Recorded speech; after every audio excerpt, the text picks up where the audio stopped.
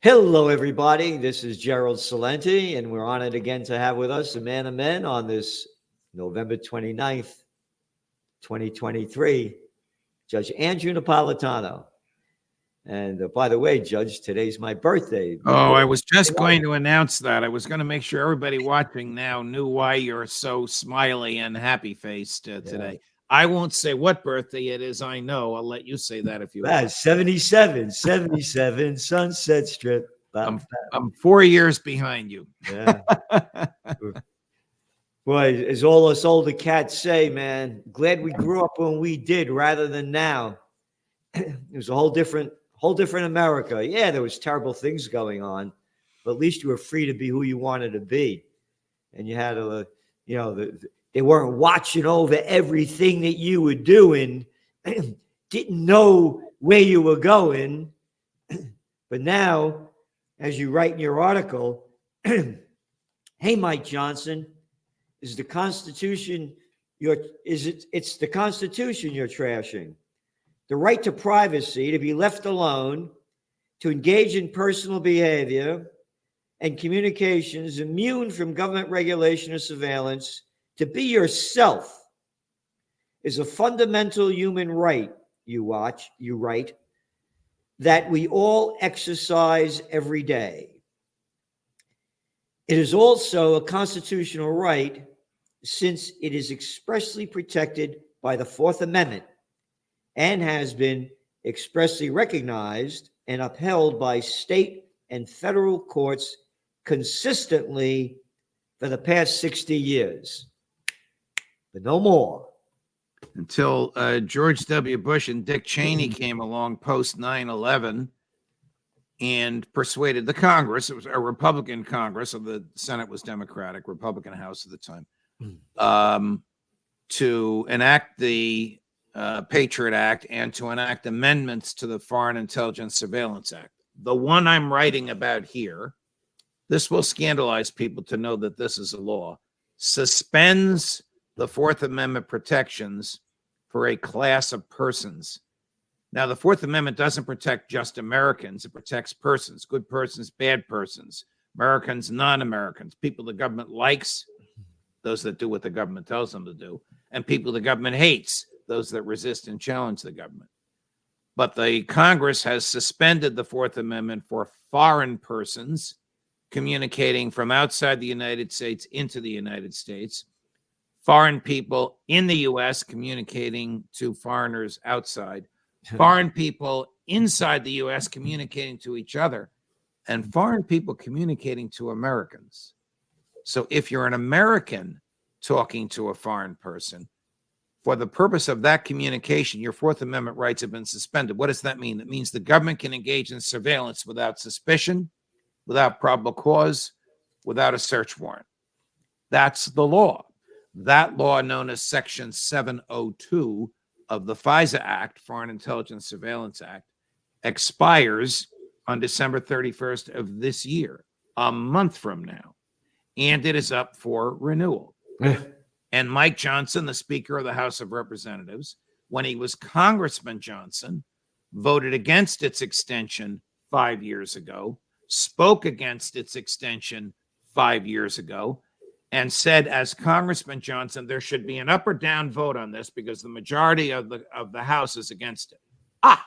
But as Speaker Johnson, he's in favor of extending it and will not permit an up or down vote. They're going to take this and bury it in the NDAA. What's the NDAA? The National Defense Authorization Act, basically the appropriations for the Defense Department. So nobody is going to vote against funding the Defense Department in order to oppose this thing, and we'll never know who opposed it because they buried it in the middle of this 1,000-page piece of legislation. That's the government today. That's the Republican leadership in the House of Representatives today, trashing the Constitution. Well, they're all trashing it. It's one after another. They're all, again, you mentioned that this happened under Bush administration and Dick Cheney, with this whole 9/11 baloney. And again, look at the great success they've had since 9/11 in in all their spying. Look at the great accomplishments they've achieved. How about absolutely nothing? Yet it costs us trillions of dollars and robs us of our freedom. They will claim that they have kept us safe. That's like saying the reason you slept well last night is because the dog didn't bark. And the reason the dog didn't bark is I trained it not to bark. That's absurd, and it's not provable. For a while, the FBI was engaged in these setups where they find some sort of a disaffected Muslim young man and they approach him in some facility and they ingratiate themselves with him and they say, hey, I can sell you powder to blow up a subway. Yeah. And he goes to press the button. I remember that. It's really flour. And then they say, look how we saved you and all of our surveillance saved you. They made the whole thing up. Yep. We haven't seen too much of that lately because the FBI has gotten more sophisticated. So not only do they take advantage of the Fourth Amendment being suspended for foreigners, they may very well induce a phone call to you or me or any unsuspecting American as to whom there's no probable cause of crime from a foreign person. And that communication legally can be surveilled. And it doesn't end there. They will go to foreign social media digital companies, even those located in the US, Facebook, and buy data of foreign persons and mine the data to see if they've communicated with Americans. There is no end to what the government will go through to insinuate itself into our private lives. Thank you, Mike Johnson. And again, it's you right here. Question: can Congress modify a constitutional requirement? Answer: no. If it could, the Constitution would no longer be the supreme law of the land, but rather a facade subject to prevailing political winds. And that's exactly what it's become. Unfortunately, what you say is true. I mean, you're talking here about, the Fourth Amendment. How about the First Amendment? We could start from the number one and go all the way through. Freedom of speech. I mean, they've robbed us of everything. This is very sad what's going on. And if the people don't unite against this, and unfortunately, there's nobody running for president that I see that could change any of this. No, you see where our libertarian friends, the Kochs, have endorsed Nikki Haley. Yep. I mean, she's Lindsey Graham in high heels, for gosh sakes. She's already called for bombing Tehran. Oh, and on the First Amendment, she wants to make it a crime for you to use an anonymous name on your internet, on your communications. So if you were Gerald from Kingston, you'd be violating federal law because you didn't say who you truly are. I guess she forgot that the Supreme Court ruled unanimously that anonymous speech is protected by the First Amendment. Again, you mentioned, was it Coach? Coach, you say it? Kochs. Kochs. It's Koch. Back Right. Group endorses Haley in Republican primary. The Support of Americans for Prosperity Action, a well-funded group of nearly $75 million on hand at the end of June. And it goes on to say, this is a story from the Financial Times, 75 million bucks, right? And then we got this one over here. Home Depot billionaire to fund Trump, even if former president is convicted. And this is this guy, Bernie Marcus, who one of the founders of Home Depot. Isn't that interesting? Because Langone, his partner, hates Trump and is intimating he's going to join the Kochs to fund Nikki Haley. And they're talking, this guy, they gave nearly $25 million in the 2020 elections, according to Open Secrets. I'm mentioning this. The guy's worth, by the way, $8.8 billion. It says chunk change in the reality when you're worth that kind of money. But just think of this. You got no money, you got no presidency. This is America. Millions and millions and millions and millions from the billionaires. Millions and millions and the billionaires. You want to run for office? Screw you. You're a nobody. You're not a you don't suck up to the corporations. You're not in charge of nothing. That's America. This is the country that goes slaughters people all over the world in the name of freedom and democracy. While you're talking about how they spy on us, how you can't run for office. Forget about president, all the way down to mayor, a councilman. You don't have any money, you can't run.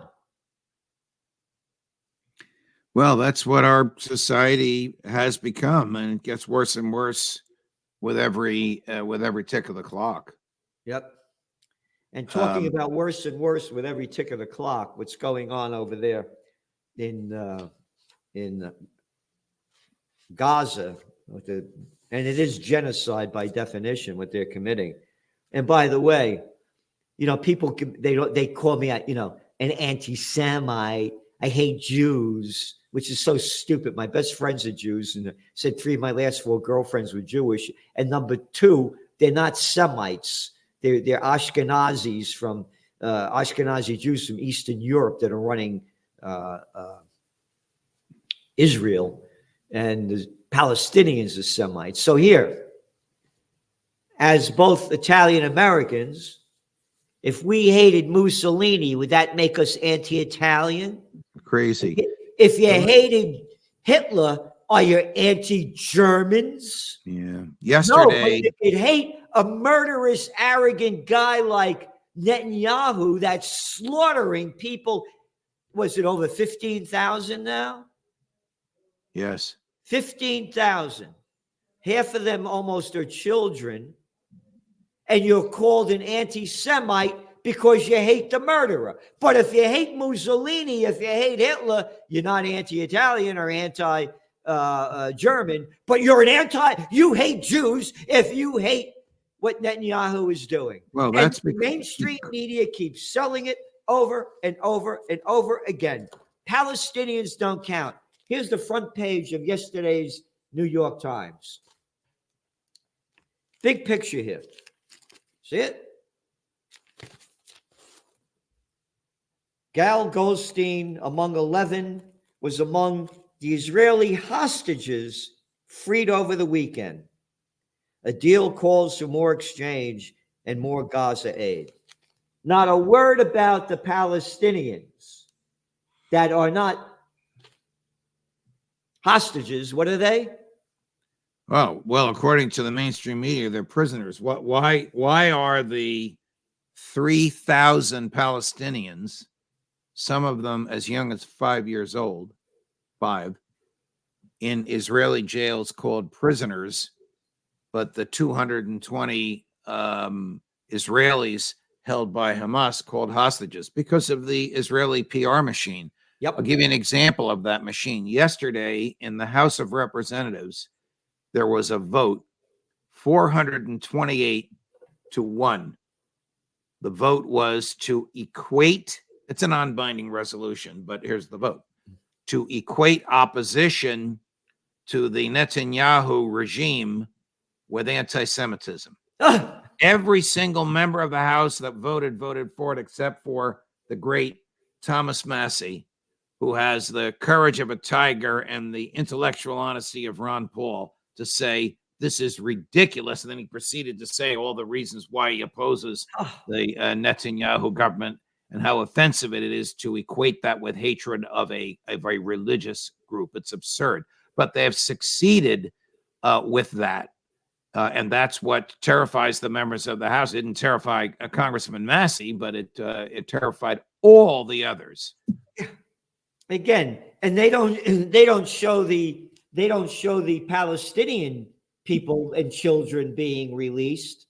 No. Well, one of the reasons they don't show it is because the Israeli Minister of Culture, Ben Gvir, the most fanatical monster in Netanyahu's cabinet, he makes Netanyahu seem moderate by comparison, has ordered the IDF to arrest Palestinians who celebrate and express joy at the return of their loved ones. So joy is now a crime in Gaza, according to this guy, Ben Gvir. I don't believe this is lawful, but he apparently has the authority to do this.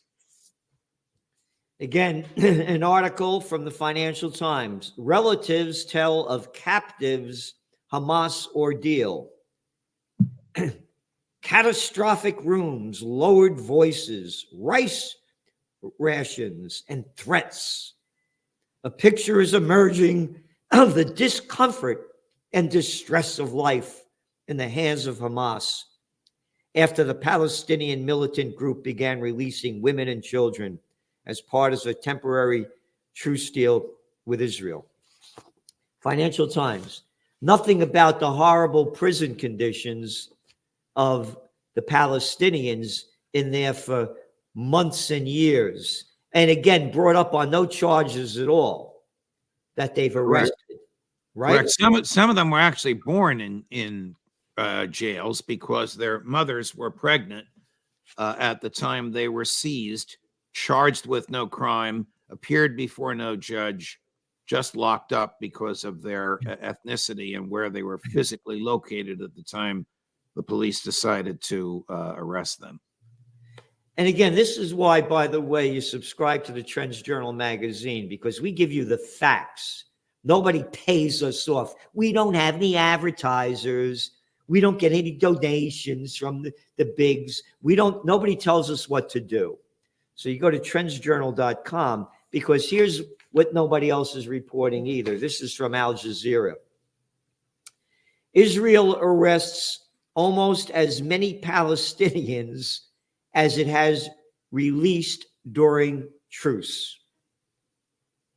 This is yesterday. Israel has persisted with arresting dozens of Palestinians in the occupied West Bank and East Jerusalem as it conducts a prisoner release with Hamas, the Gaza-based armed group. For the first 4, it goes on to say, over the same 4 days, Israel arrested at least 133 Palestinians from East Jerusalem and the West Bank. Wow. They've arrested another 133 after they've let go of what they've had. And what are they arrested for? Being Palestinian and being in the West Bank, which is part of Palestine under the Palestinian Authority. Mearsheimer points out that there is a hot war going on in the West Bank because the Israeli government has purchased weapons from United States weapons manufacturers, weapons that are illegal for Americans to own, machine guns. One pull of the trigger and all the rounds come out. That is illegal to own in the U.S. And given out 28,000 of them to the Israeli illegal settlers on Palestinian land. Isn't that a nice name, settlers? Yeah. They're invaders. Invaders. And by the way, that sale could not have happened without approval from the State Department, the Commerce Department, and the Treasury Department. Joe Biden's State, Commerce, and Treasury, all three of which obviously approved. You know, Judge, there's a lot of information coming out. I remember when the October 7th, when Hamas launched that deadly attack, which of course we're totally opposed.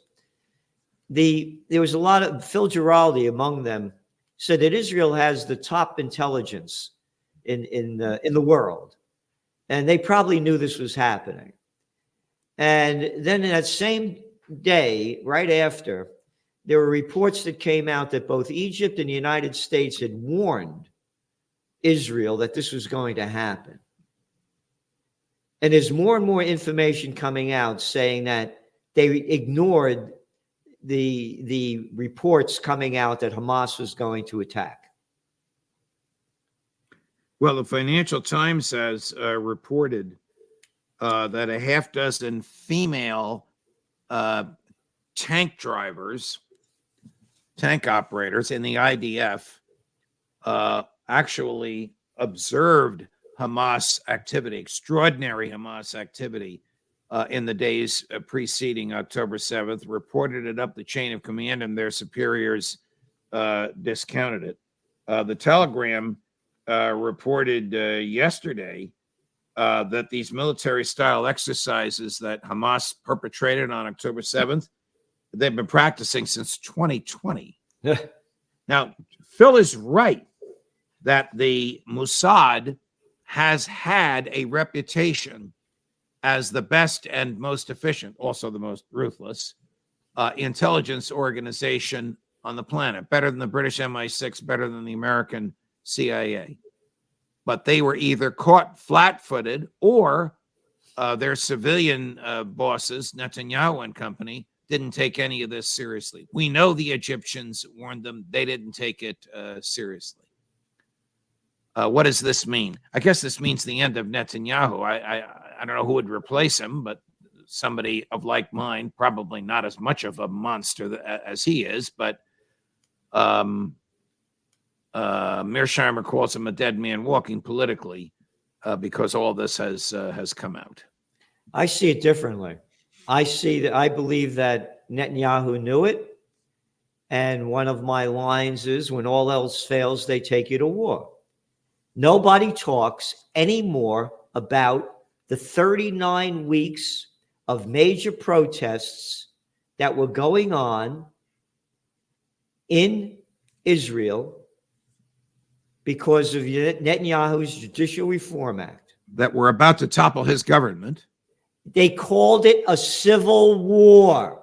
Not my language, their language. The president of Israel called it a civil war.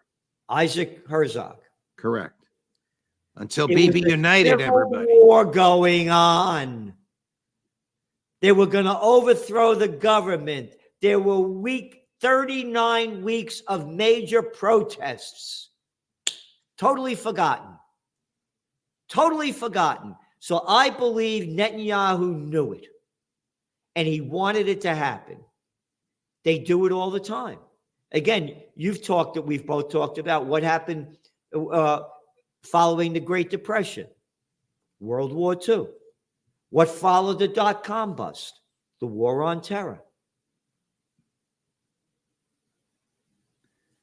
So that's the way I see it. Well, Netanyahu likes to compare himself to FDR. FDR surely knew that Pearl Harbor was going to happen, and he allowed 2,700 young sailors to be sitting ducks and murdered on December 7th, 1941. So it would flip American public opinion. It flipped it almost exactly.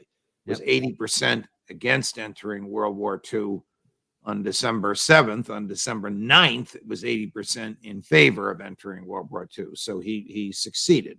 Yep. One of the greatest acts of mass murder in history. And did George W. know about 9/11? Well, the Israelis knew about 9/11. They were celebrating in Jersey City across the Hudson River, filming the destruction of the World Trade Towers as it was happening. And who were they? Mossad. Yep. That's it. And people believe what they're being fed. So, Judge, thank you for being on. And everybody, please do what you can to support peace, because it's going to be hell on earth. I don't think Netanyahu's going anywhere. I think he's just going to keep ramping up war, and I think he's going to. They're bombing. Oh, by the way, they're bombing. Doesn't make the American news. They bombed Damascus airport last week and closed it down. Right. What right does Israel have to bomb the Damascus airport? None. Netanyahu is overplaying his hand. He's going to draw in regional powers there that will crush his government and kill Israeli civilians because of the monstrous, maniacal way in which he is engaged in the genocide of the Palestinian people. I think he'd kill everybody rather than leave office. He will do anything he can. Look how many years this guy's been in and out of office. He's a maniac. And to me, he's going to do something that's going to expand this war and the people rally around it. Oh, by the way, we didn't mention the Ukraine war. I guess it's over now, huh? Well, let's see. There's a public dispute between the commanding general and the president of Ukraine. They don't speak with each other. The president has canceled elections.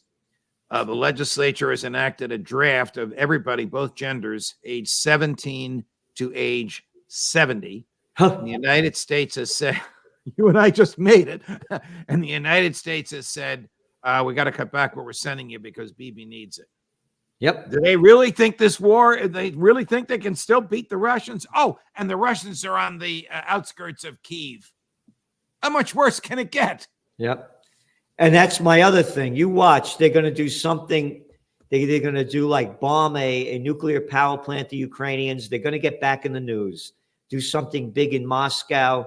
They're not going to go down. They're going to try to fight to the end to get more money. And the moronic people will rally around them, just like, like you said, what happened with Pearl Harbor, how it changed so quickly. These are maniacs in charge, and they'll do anything to stay in charge, is the way I see it. I agree with you. And Netanyahu knows he stays as prime minister as long as the war goes on. But when the war is over, the long knives are out. So that war will go on and on and on as best he can do it. Well, Judge, thank you. I can't believe our time is up already. It seems like we started 2 minutes ago. I mean, it's so sad what we have to talk about. And again, it's up to the people. Massey would be the perfect guy to be president. I don't see anybody better than him. Oh, Massey would be fabulous. Fabulous. Yeah.